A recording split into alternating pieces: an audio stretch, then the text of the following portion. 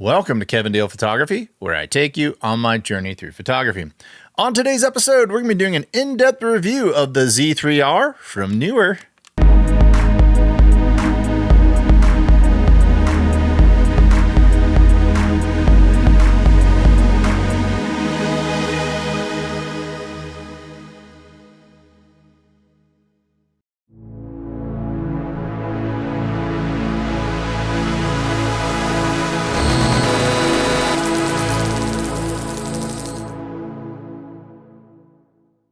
Welcome to today's episode. If you're not familiar with Kevin Deal Photography, we do gear reviews, tips, techniques, and tutorials, and sometimes we dive into film. If any of that sounds appealing to you, click the subscribe button below.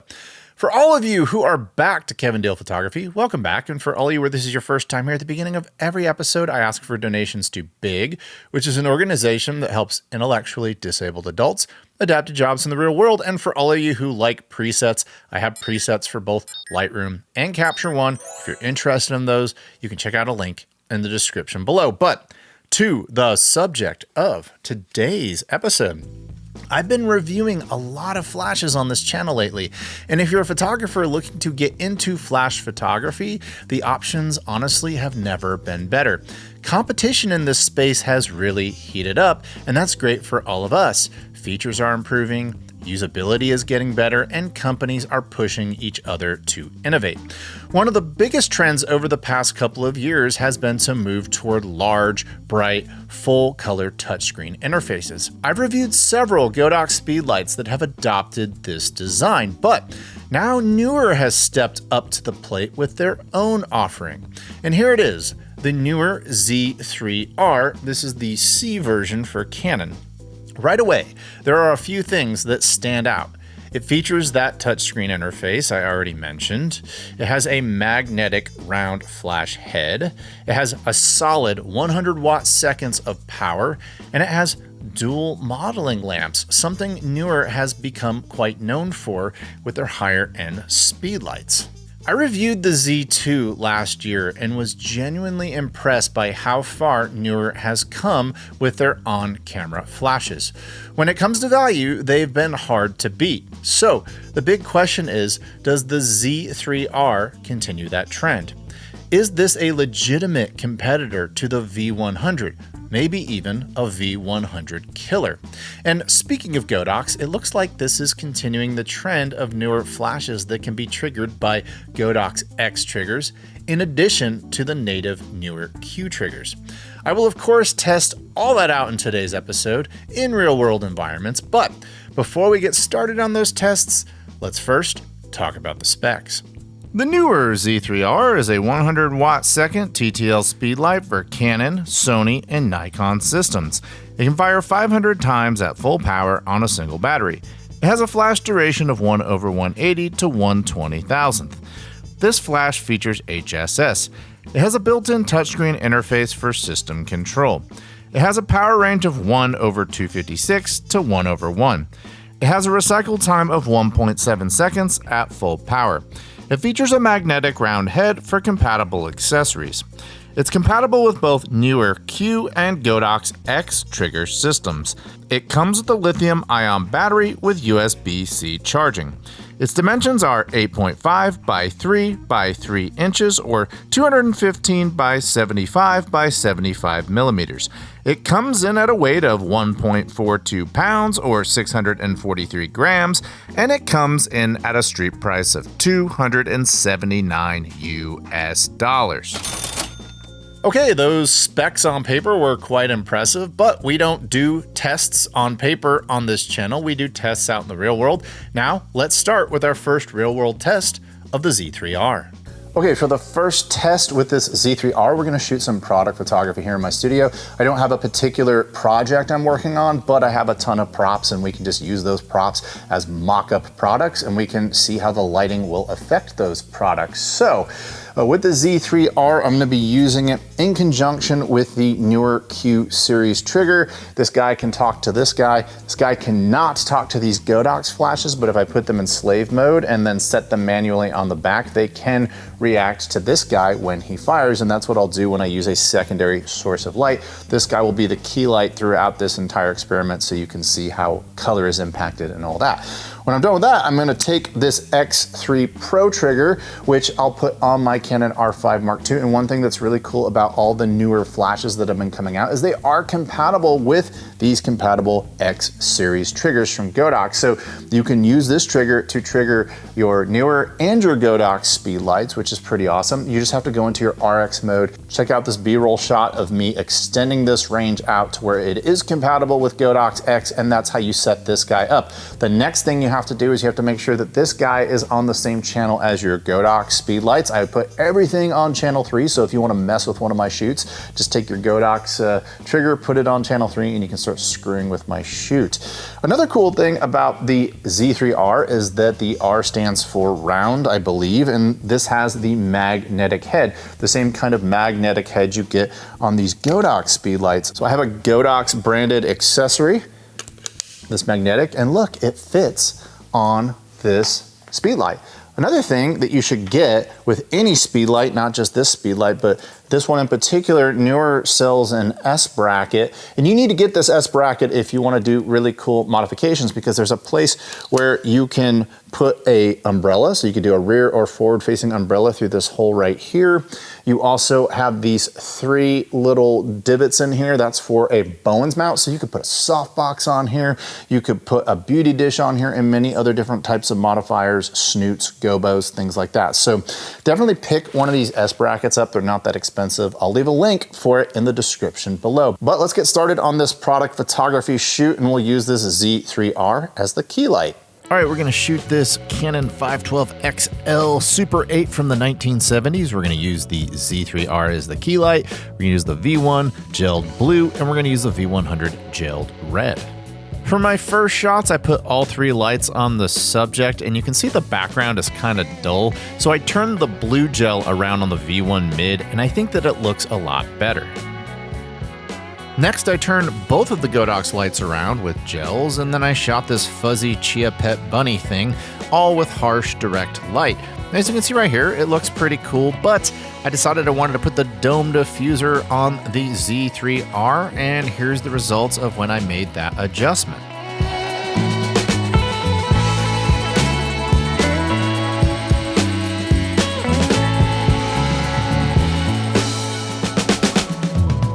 Those previous 2 product shoots I did with the Q series trigger and the Z3R, and then I used the slave modes on both the V1 mid and the V100. But a really cool feature of the Z3R is you can trigger it from Godox triggers. So I took my X3 Pro trigger, I put my Z3R in the proper mode to receive 2.4 gigahertz communication from the Godox trigger, and then I took my Godox Speedlights back out of slave mode and back into the Godox ecosystem.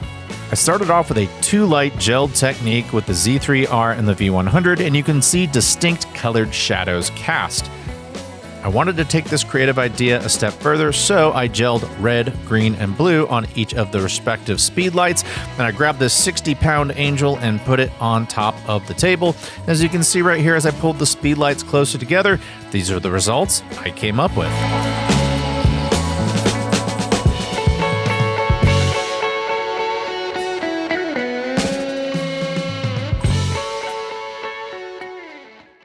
All right, so you saw me shoot inside my studio doing some product photography with the Z3R, but if you follow this channel, you know I like to shoot portraits.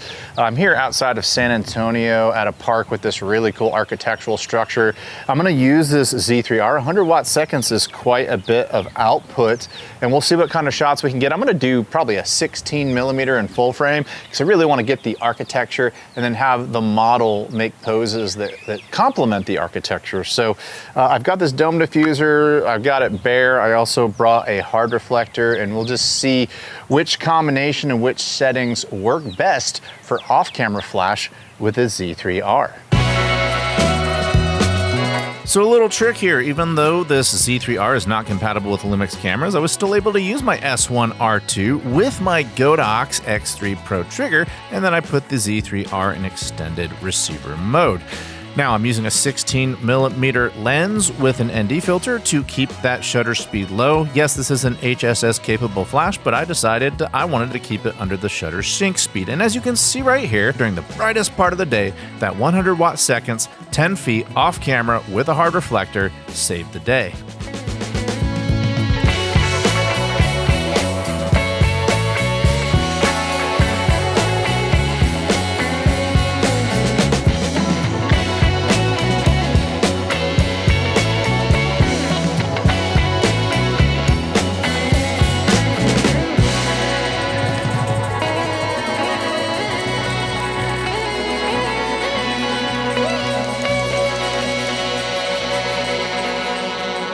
Alright, I've had quite an adventure with the Z3R. Now let's go back to my YouTube studio and talk about what I liked and didn't like about it. All right, I've had the Z3R for some time now. I've reviewed a lot of speedlights on this channel and I have a pretty good idea of what I like and don't like about it. So let's talk about the pros and cons. And since many of you are wondering how this speedlight compares to the Godox V100, I will make comparisons when appropriate. First, the V100 is about 27 grams lighter than this Z3R. That's not a massive difference, but considering I already felt the V100 was pushing it in terms of weight, the heavier Z3R is going to put even more strain on your hot shoe. And this Z3R is objectively the heaviest speedlight I've ever reviewed on this channel. I would really only consider the Z3R and this V100 for full frame bodies or larger. The V100 is also about 0.4 inches shorter than the Z3R and has a little kicker flash on it. Now, I personally don't use the kicker flash on the V100 and could never find a good use for it, but it does come with the V100. So if you can find a use for it, I suppose that's an advantage that goes to the Godox. However, when the kicker flash is attached, the V100 is actually a little bit thicker than the Z3R. So even though the Neewer is a little taller, the Godox is a little deeper unless you leave the kicker flash at home. Another thing I like about the V100 is the flexibility in how you view power output. You can use the traditional fractional system or switch to the Pro Photo style 1:10 scale, which I personally prefer. That is noticeably absent on the Z3R, and Neewer, if you're listening, please put it in a firmware upgrade. Until then, the lack of this feature is a con for me. The only other downside I can see of the Z3R is that it's not compatible with Lumix cameras, where Godox makes speedlights like the V100 compatible with the Lumix platform. Okay, now let's talk about the pros of the Z3R, of which there were several. This interface is huge. The touchscreen interface reacts well to the touch, and I didn't experience many hiccups when navigating around the speedlight. Compared to the V100 touchscreen, the interface on the Z3R is larger, and Neewer made an interesting design choice by placing dedicated buttons on the side rather than crowding the screen like Godox does. They've also eliminated this jog wheel, which I personally never liked on the V100, so having the ability to navigate this guy without a big clunky jog wheel, to me, is a pro. When it comes to the display, I like that the Z3R clearly shows RX in large text when it's in receiver mode. On the V100, you have to look for a much smaller icon of a flash in the upper right corner with an arrow that kind of points up toward the flash that I guess means receiver. RX and TX are industry standard terms that describe receivers and transmitters, and Neewer uses that terminology. Godox does not. Neewer wins here because it makes more sense to a professional photographer. Both flashes are fairly similar on the touchscreen when switching between TTL, manual, and multi-modes. The V100 does have a slight edge when it comes to zoom control, as it's directly accessible on the main screen. On the Z3R, you'll need to swipe up, then swipe to your desired zoom value. Changing groups is easy on both, just handled a bit differently. Overall, I'd call that a wash. Where the Z3R really pulls ahead is in its gesture controls. Swiping up brings up settings like the modeling lamp, zoom, sound, and your synchronization type. Swiping down lets you switch between on-camera, transmitter, and receiver modes, and also gives you a quick lock option. On the V100, similar functions are split between swiping down and swiping right. The issue with the Godox approach is that swiping right also adjusts power, so it's easy to accidentally bump your power setting and increase it when you don't intend to. The Z3R's up and down system just feels more intuitive and emulates how we use binary controls like light switches in everyday life. You flip a light switch up and down, not down and right. Neewer gets that right with the Z3R and provides a superior control experience over the V100 from Godox. One feature that might seem small but is actually very practical is the physical manual TTL switch. Yes, you can change modes on the touchscreen, but only if you're on the right screen. If you're deep in your settings and need to quickly switch, having a tactile toggle is a big advantage. A lot of experienced photographers rely on muscle memory, and this switch caters directly to that. It's a simple addition that makes a real difference in fast-paced environments like events. I like the fact that not only is this compatible with Neewer branded magnetic modifiers, but it's also compatible with all of my Godox and Flashpoint round-headed modifiers. This is a big deal to me because I've already invested deeply into that ecosystem, and the fact that it seamlessly works with this flash is probably music to the ears of many of you watching. The battery life on this flash is fantastic. 500 full-powered flashes versus 400 on the Godox V100, which is a meaningful difference, especially for event photographers who need that extra endurance.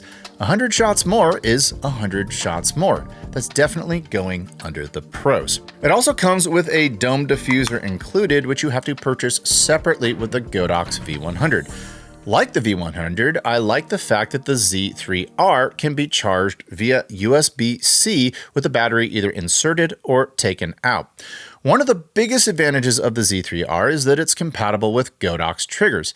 That's huge. A lot of you already own Godox triggers, and while Neewer does offer their own Q series, and it worked very well in this review, a lot of established photographers aren't necessarily looking to fully switch ecosystems. On top of that, the Z3R is significantly cheaper. At full price, it's about $70 less than the V100, and I've seen it go on sale for as much as $120 less. So, if you're a professional photographer building out multiple flashes, that kind of savings adds up quickly. The standout feature of the Z3R, and what I consider to be its biggest advantage, is the dual modeling lamp system. You get a forward-facing modeling lamp and a flash head modeling lamp, and then you have the ability to toggle between the two on your screen. This makes the Z3R far more versatile. For event work, a forward-facing modeling lamp is incredibly useful. It helps with autofocus and can even double as a quick video light if you're switching between photo and video modes. More importantly, if you're bouncing your flash, a head-mounted modeling lamp usually isn't powerful enough to reflect off surfaces and illuminate your subject, making it far less useful in real-world event scenarios. On the flip side, in a studio environment, having the modeling lamp on the flash head is ideal because it lets you preview how light will fall through your modifier. The Z3R gives you both options, which means you're covered in any scenario. So let's talk about my final thoughts on this guy. I think a lot of you watching this video are going to see some real value here. You're getting 100 more full-powered flashes per charge than the V100, a versatile dual modeling lamp system, a larger, more intuitive interface, dual compatibility with Neewer Q triggers and Godox X system triggers, and a circular magnetic modifier system that is also compatible with the Godox ecosystem. But you're getting it all at a significantly lower price. So whether you're starting from scratch or building out a fleet of speedlights for event work, it's honestly tough for me to recommend the V100 over the Z3R. The V100 does less in key areas and costs more. I can point to a few advantages of the V100, but they're outweighed by the Z3R's overall value and feature set. At this point, unless you're shooting on Lumix, which is currently the one major system this isn't compatible with, I feel pretty confident saying this is the best pro level speedlight you can get on a budget. In my opinion, it takes the crown from the V100. And if Neewer ever manages to shave a little weight off this thing, it would be just about as close to perfect as you can get. If you're interested in picking one of these up, I'll leave a link in the description below. That does it for today's episode. Have you tested out the Z3R? How is it working out for you? Tell me about it in the comments below. Do you disagree with my conclusions? Do you think that the V100 is better? Tell me why in the comments below. And if you're a fan of this channel, I humbly ask you to click the subscribe button below. And until next time, I'll talk to you soon. Bye.